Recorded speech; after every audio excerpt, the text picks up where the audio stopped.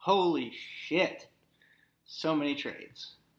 Yeah, that's right. We're back with, I think this is the third version of our podcast, and we're just going to break down all of the ridiculous trades that have gone down since the last time we did this podcast, which was a little over 2 weeks ago.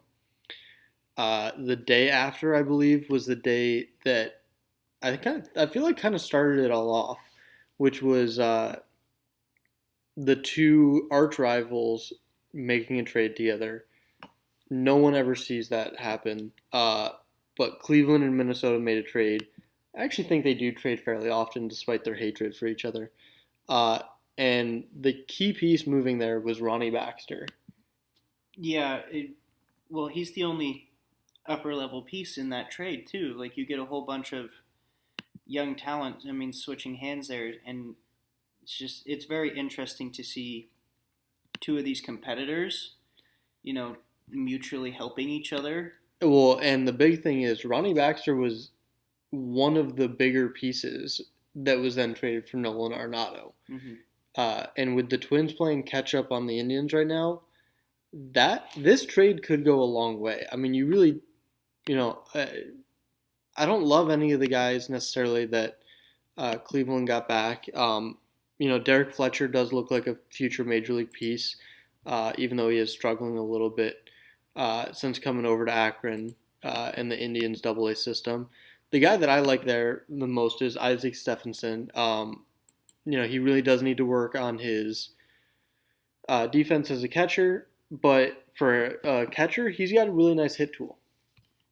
Yeah, it's very rare that you see someone with this type of hit tool for a catcher, especially at this young of an age and to be this developed. It's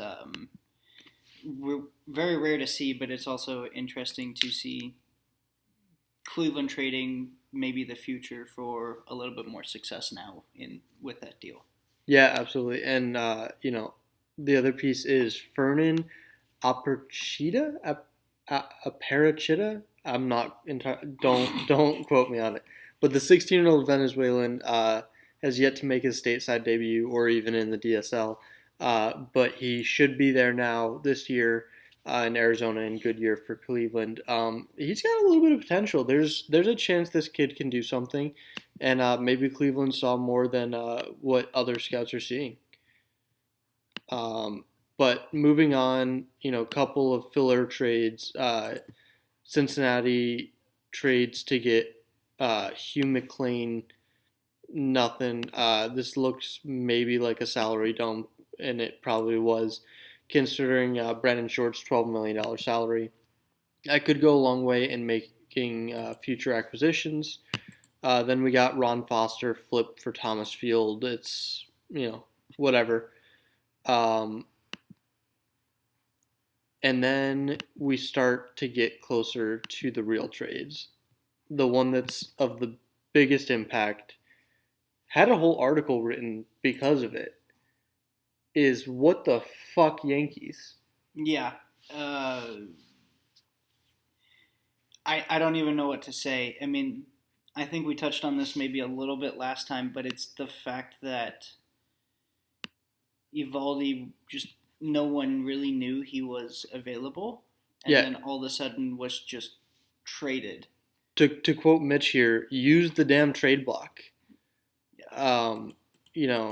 This is, I actually just joined in another league, and one of their rules is players have to be on the trade block for at least 24 hours if they're, I think it was like a top 10% of the league or something like that.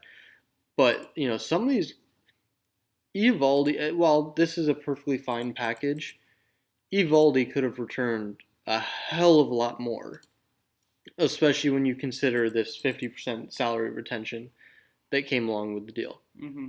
Yeah, I think that's the more surprising part is actually how much salary he's retaining on this deal. Like, if it was a true salary dump type thing, then you wouldn't retain this much. But he does get a very nice return back. In Tate and Rogers and Fernandez. So I don't. I mean, I don't know if I can agree with very nice return back.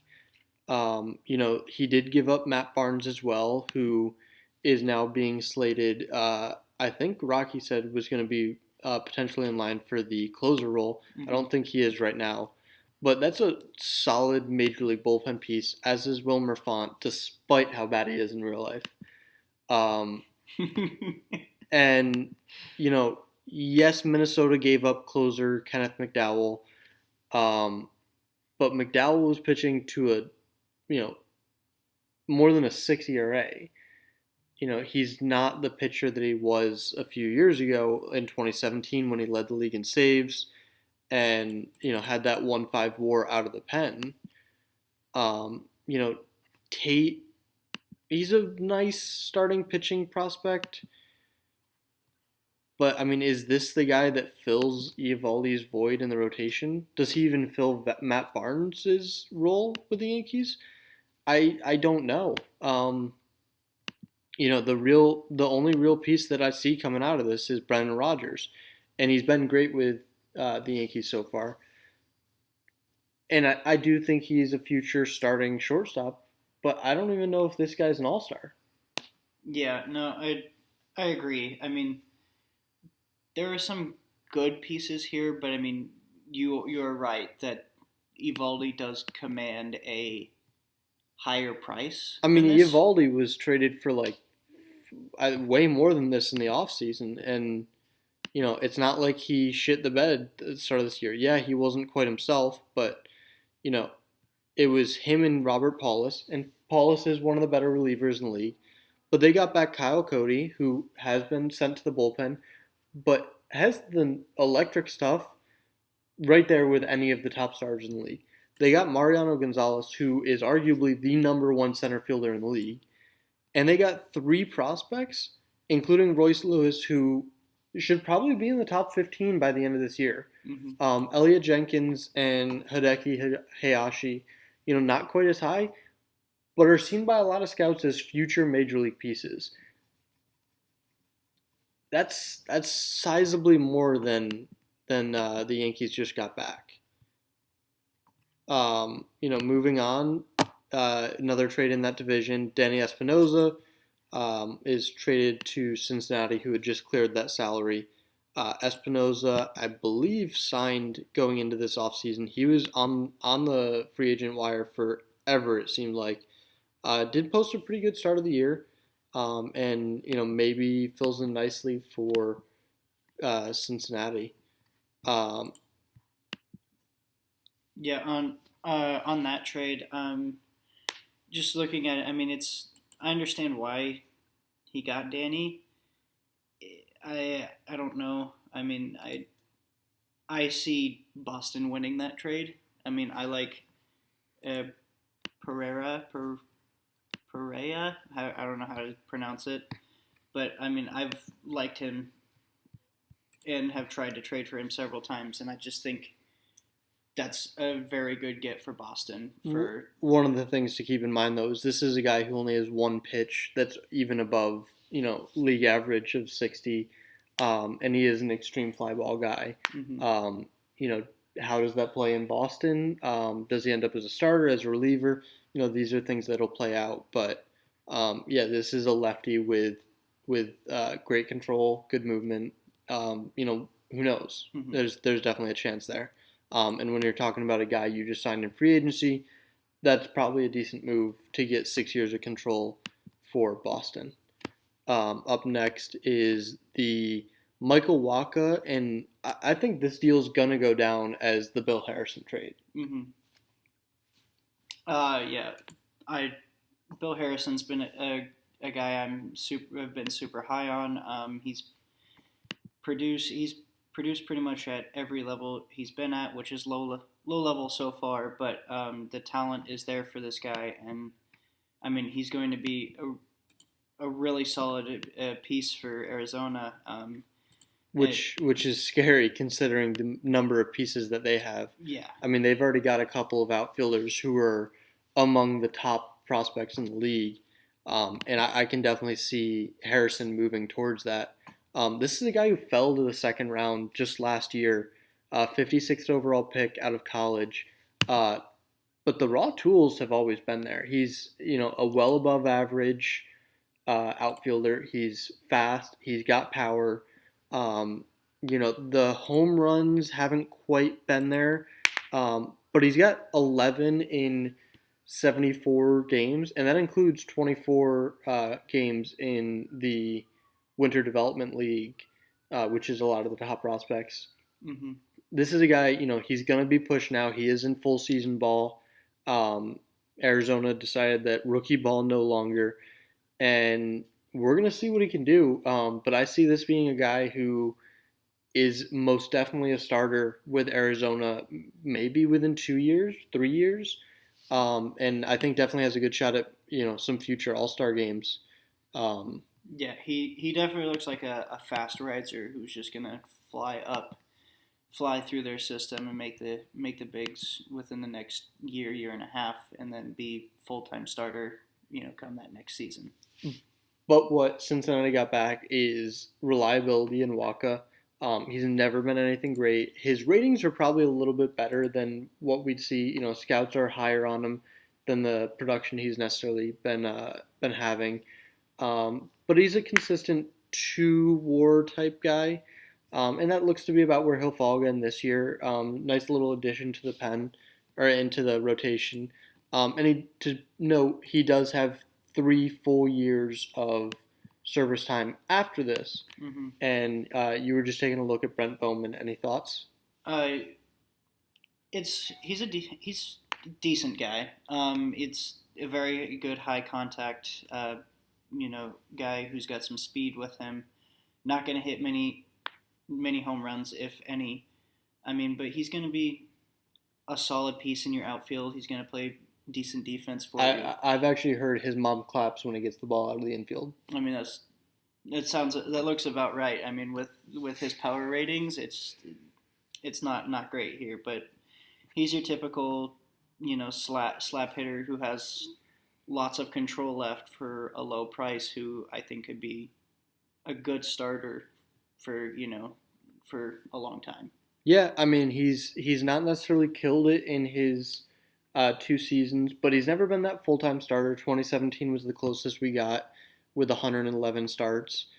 He did bat 282, but he posted a negative WAR. Part of that is, that 282 average, but only a 309 OBP. And as you talked about, not driving the ball, so 369 slugging. Nothing spectacular, but we can certainly see him being a guy, maybe a nice little table setter, gets his runs. It'll be interesting to see how Cincinnati uses him, and if maybe he finds a solid role in that lineup. Mm-hmm.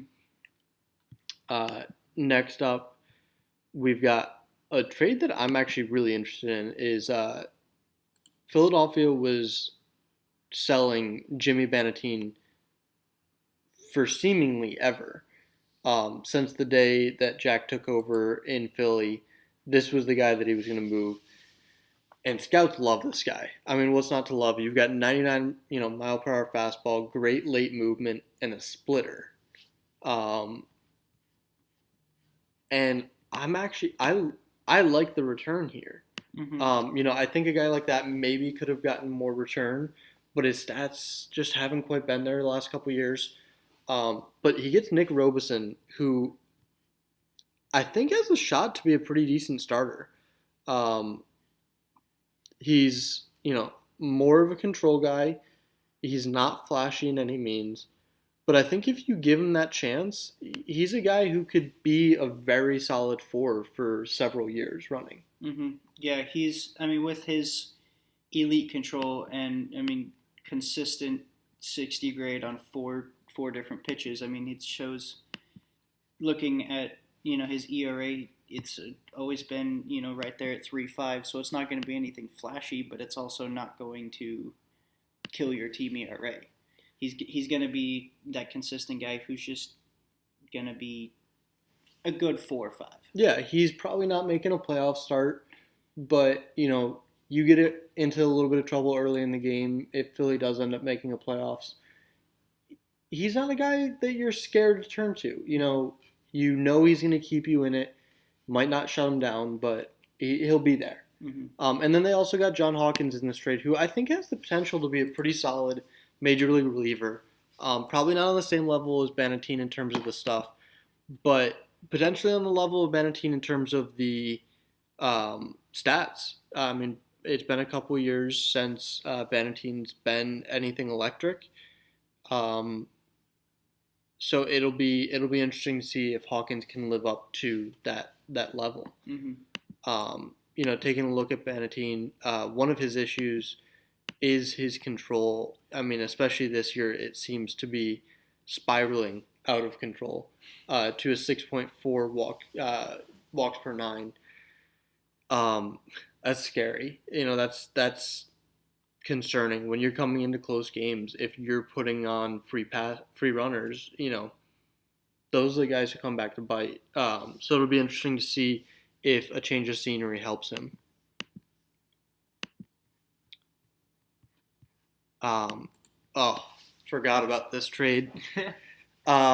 We've got the Pittsburgh and Philly trade. Again, Philly got his laptop fixed, presumably, and made a few big trades, this definitely being the biggest. He gets Garrett Cole, electric stuff, 370 grade pitches. He hasn't had a great year this year, but last year, led the league in starts, led the league in innings pitched. The year before, led the league in strikeouts. He's not walking guys. He's not giving up home runs. What else do you want from a guy? Pitches a ton of innings, gets a lot of strikeouts. Sure, he might give up his fair share of hits, but this is a guy that, he's got several more years of control. He's got, the rest of this season, 2020 season, and then a player opt-out for 2021 at $4 million. How can you complain about that?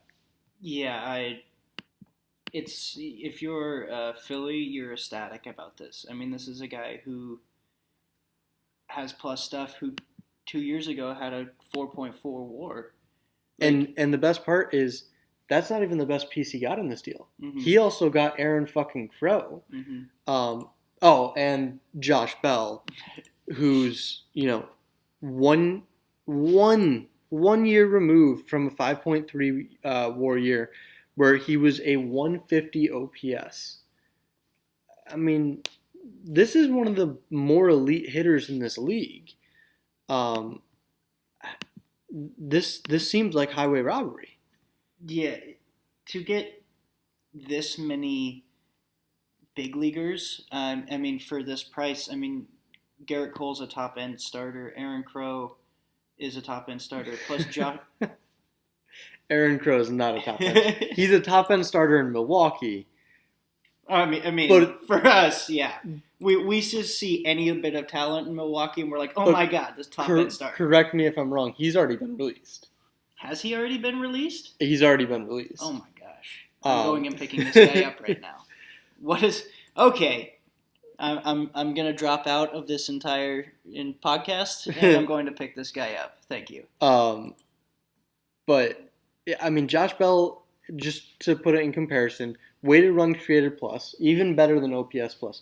He is a career 132. He is 32% better than the league average.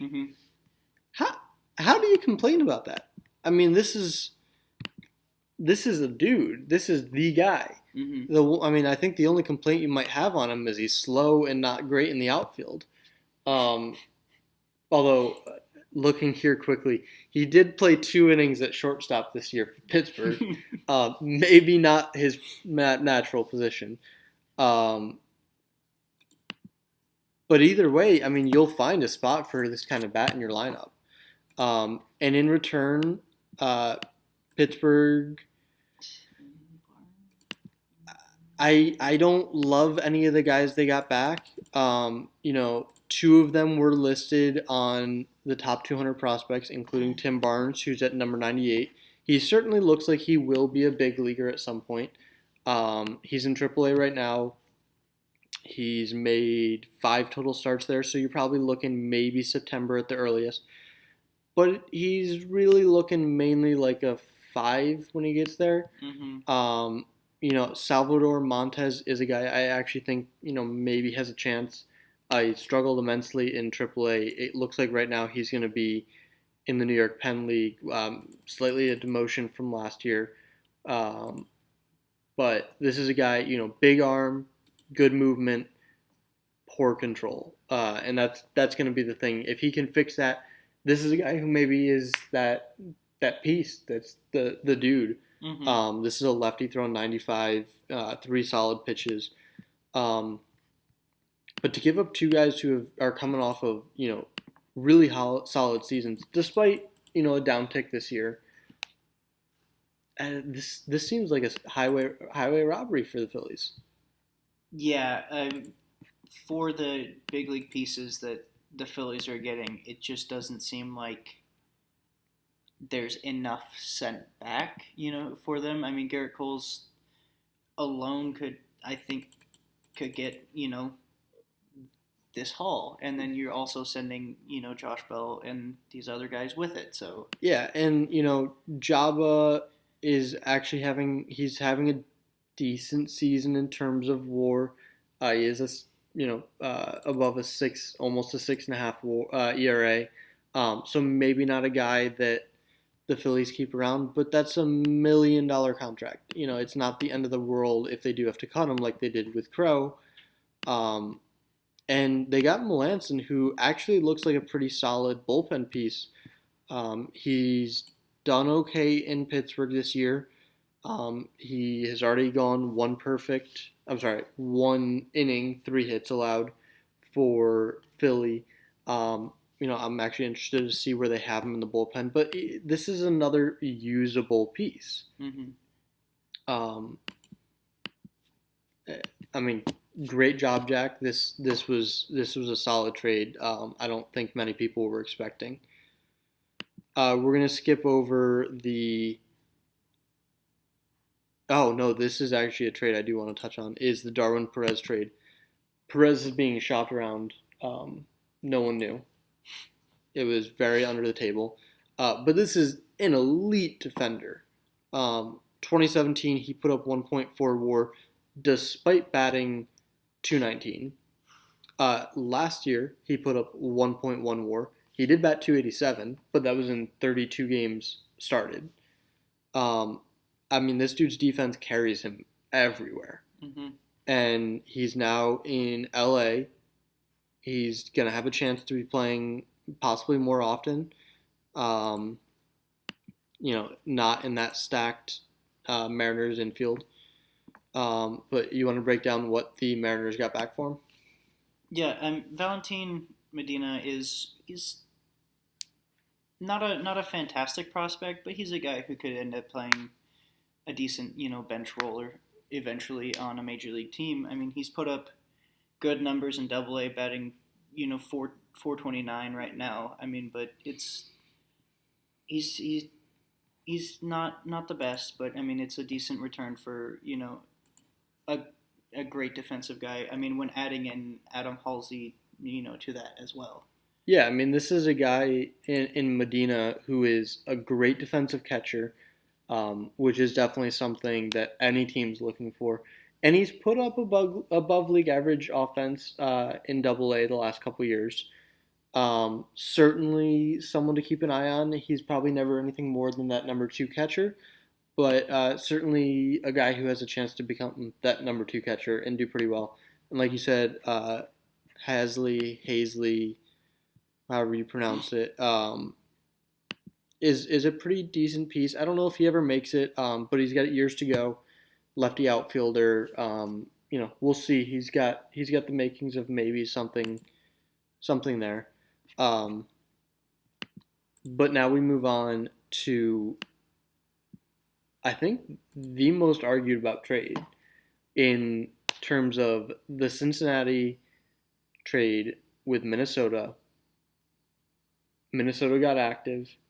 Minnesota traded Ronnie Baxter, who they just took away from Cleveland, and they got back Nolan Arenado. And I'll be honest, I'm the first one to say, I don't think Arenado is as amazing as he's been made out to be in this league. But the guy is one hell of a player. He's been putting up fantastic numbers this year. He's put up very solid numbers the last couple years. This is a guy who's averaging 4 WAR a year. That's right on the cusp of being an all-star each year, and this is his career year. Potentially the perfect time to try and snag him, especially with that contract. Mm-hmm. This is just Minnesota adding to the riches, it seems like. I mean, I don't think they were in need of a third baseman. I believe Sano was playing there. Yeah, Sano was playing there. He was negative zone rating defensively, and he'll now be the DH. But this is literally the rich get richer, despite the fact that Minnesota's second in the division. Yeah, it's interesting to look at what Minnesota was giving up, though. I mean, Lance Ray was on pace for a 4.4 WAR season, hitting 32 home runs. Lance Ray's grandma also plays better defense than him. Right. This is now a guy who is forced to play in the outfield or somewhere because of being in the NL. I mean, he had 5 total games in the outfield up to this point this year. And it's been a few years. 2017 was the last time that he made a substantial number of starts in the outfield. But this is a big bat. This is power.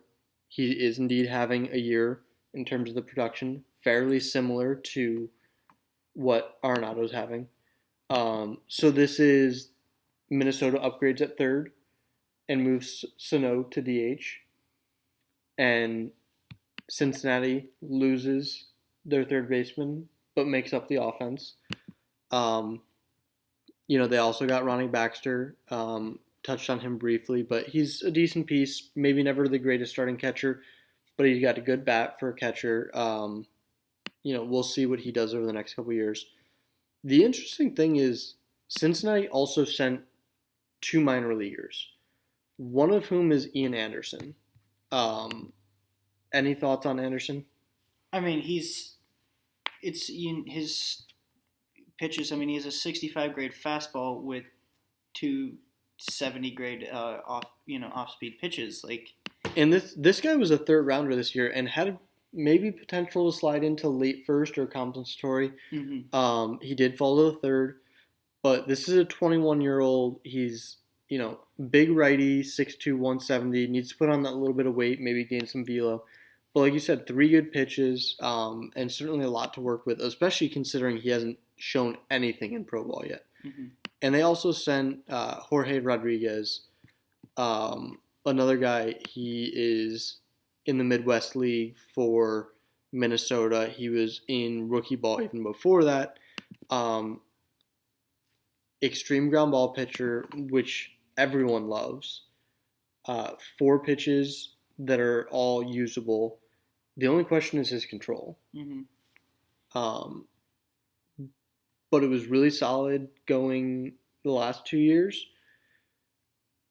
Up a tick right now as he made the jump to a higher level, but it'll be interesting to see how he plays out.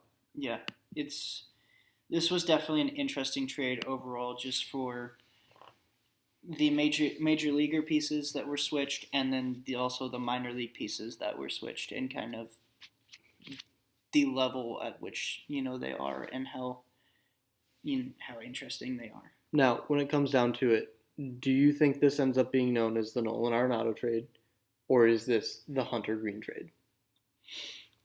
I mean, in short term, it's definitely Arenado because we'll see him more, but I think... What happens if the Twins don't make the playoffs? Oh, then it ends up becoming the Hunter Green trade where you gave up the future. The Twins are just 1 game out, but they are currently 4th in the wild card. They're 3.5 back of the Indians in the division. Plenty of games to play. But it's going to be really, really difficult to catch up to Seattle and Texas, who are battling it out. and it's not like Tampa's far off either. I mean, it's a lot of teams that are right there. There's a chance that Minnesota doesn't make this. Does giving up a guy like Hunter Green come back to bite them?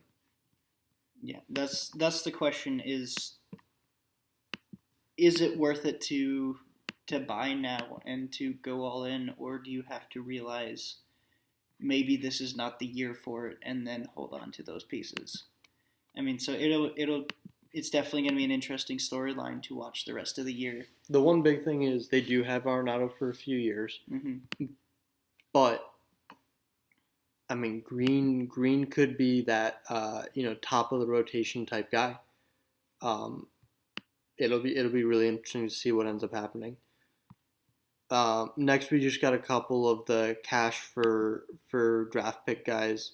The Angels again get a guy. My scout's a fan of him. He wasn't too highly rated in Balazovic. And then Ryan Nelson, who in 98, going to be their closer in a year and a half, 403 saves. It's the Angels, taking advantage of the fact that they've got all that money sitting around. Everybody signed to nice, easy contract extensions for the next 38 years. They add again to an already deep farm system, despite the fact that they picked late in the draft. Whatever. It's okay. Okay, you don't have to be jealous. You'll get there someday. Next is Brian Owen traded to complete the trade earlier in the year. I believe that was the Arai trade, which again looks terrible for the Yankees considering they're selling, and I don't think Arai has been that great. Taking a look now, he's actually had a really really solid season. He's turned around since coming, for what he did for Cincinnati last year. Already beaten his WAR totals for the last year. But he is a DH. He is making a ton of money. That $147 million contract extension for the next 7 years, and they gave up the seventh overall pick. Sixth overall pick. Holy shit, Brian Owen. Mm-hmm. I don't even know what you want me to say about him. Like, can you say Gary Copeland? Because that's what this guy looks like. Is the next coming of Copeland in Minnesota? He is stuck to first base. Oh no, he'll only produce as the third best hitter in the league at a invaluable position. Mm-hmm. But the best part is this is a guy who can pitch too. He's up to 97. He is a 3-pitch guy, although 2 of those are essentially changeups and a changeup and a splitter. But he's shown very good control. He's got decent splits. He's had no issues righty or lefty. This is maybe a guy that the Reds try out on the mound. Maybe not, considering they've already pushed him and his incredible bat to advanced A-ball. I mean, which he has stepped right in and decided to produce. Yeah, I mean, it was a home run in Game 3. He's already had a multi-hit day. He's had, that multi-hit day was 2 double. He's ready to be where he's at. And it's just going to be a question of, do they try and do that two-way player? Do they hang on to him and work him slow to get that two-way developed? Or do they say, we like the bat and put him right in the majors in the next 2 years? Next up was a bunch of guys traded between the Rockies and the Padres. This was, I believe, mostly draft guys. A couple of decent guys, Hoagland and Simeon Woods-Richardson, and Carlos Cortez and Bryson Stott all look pretty decent. All certainly have the abilities to be higher upper end minor leaguers, and maybe they develop. I don't love anything that the Padres sent Wasink is maybe a decent guy, 21-year-old who just was a draftee this year, but I think San Diego got the better end of the deal. They've got 4 flyers as opposed to 2, but Yeah, this is just a trade where you kind of wait and see. If one guy pans out from either side, they win the deal. Yeah. Another cash for draft pick. Nothing special between LA and the Braves. And then, of course, the Angels go out again and get 2 more draftees, including Alek Manoah. Of course, another guy 2, plus elite pitches, and a third baseman to boot who nothing special, but it's not like he's a scrub. And they're giving up just $200,000 for this. Another trade between draftees, Philly and Cleveland. Nothing special there, in my opinion. Another one between Chicago and Minnesota. Chicago receives Richard Mann, who was not a recent draftee. He's a Double-A guy. Maybe long-term has a chance, but nothing crazy. That's the majority of the trades until we get to the Steven Matz trade. This is between San Diego and Cleveland. Cleveland finally makes their response to the Twins' actions. Doesn't quite live up to the Eovaldi or Arenado pickups, but yeah, I mean they got a solid starter here. I mean, he's a guy he produces right at a 1.5 WAR. I mean, so he's not gonna blow you away, but he's on a pretty team friendly $4 million this year. I mean, and giving Tago. If you haven't noticed, we don't know how to pronounce people's names. I mean, he looks 20. He looks okay. Okay, he's 26. He's a 26-year-old guy in AAA. He's doing quite all right there, but he's not making any prospect lists. I mean, Austin Jones. I mean, he could be. He could be a first baseman. That's my scout's not high on him, but look at OSA, and OSA likes him more. So I mean, there could be something there. And then I think John Kent's the biggest piece in this trade, and he simply looks like a middle reliever. Yeah, maybe a guy. He has those 2 couple good seasons. Really helps the pen in some playoff runs, but it's nothing special. But again, Steven Matz, not anything incredibly special. He's just a guy that you're happy with acquiring. Major league piece for minor league piece here. And I think the Indians will be happy with that. Wrapping up the trades, we've got Osiris to Milwaukee. That was the completion of the Esteban trade. I traded a few prospects from the draft for $350 in cash. Thank you very much. So that money will be going to international free agency, where I'm going to steal all of your favorite guys. Then you've got Philly seemingly bought pretty low on Reynald Rosario. He's nothing too incredible. Looks like just another outfield depth piece. And to round it out, you've got a trade of a couple of guys from Cleveland to Philly. It's the same couple of names that are active here.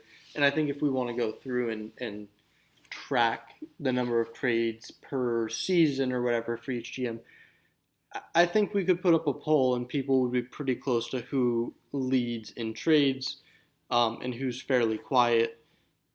But that's what's going to happen. It's the same thing in real life. There's teams that are more exciting in terms of the number of trades, i.e. Jerry Dipoto, And there's teams who sit around and they keep their guys, and they're more than satisfied with them.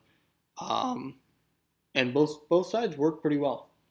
Yeah, it's also, if you look at the teams who are trading, they have winning records, or they're right there near the playoffs. I mean, you get a lot of these teams like Cleveland's in the hunt right now. I mean, I'll agree with you there, but at the same time, like Miami's not a team that makes very many big splashes. Right. They're right there, 3.5 back for the wild card. When I looked at it a few years ago, the Mets are a team that have made several World Series runs. And looking at it, they don't make many. Their only big trade I can remember was last year when they went out and got Andres and Zuling Wong, which was indeed a big trade. But other than that, majority of the roster has been in their system since the inauguration of this league. Yeah, I'm not trying to insinuate that the teams that are competing are the ones who trade. You can tell Cleveland's in a bunch of trades. They're looking to improve their standing. Minnesota's in trades. I mean, there are certain teams right there on the bubble who are definitely buyers right now, trying to improve themselves. I think one of the other things is it's really easy to be active in this league when you're winning, especially if you've got the updates set on your phone to get the score updates of each game, and you're sitting there and shit, like so and so got hurt, like etc. And you hop in to the game, download the file, and you see, I should really make this trade. I could upgrade here, I could downgrade here, I could move these guys. It's definitely a lot easier when you're a winning record. But it'll be interesting to see as we get closer to the deadline if there's some big moves. Maybe you've got teams like Pittsburgh moving Carlos Meza. Maybe you've got. It'll be interesting to see what happens in the NL West. Right now, the top 3 teams are all slated to make the playoffs.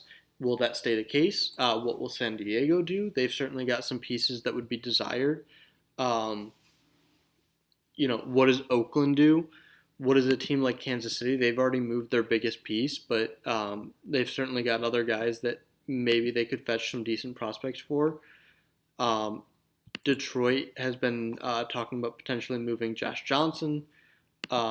There's certainly some possible trades.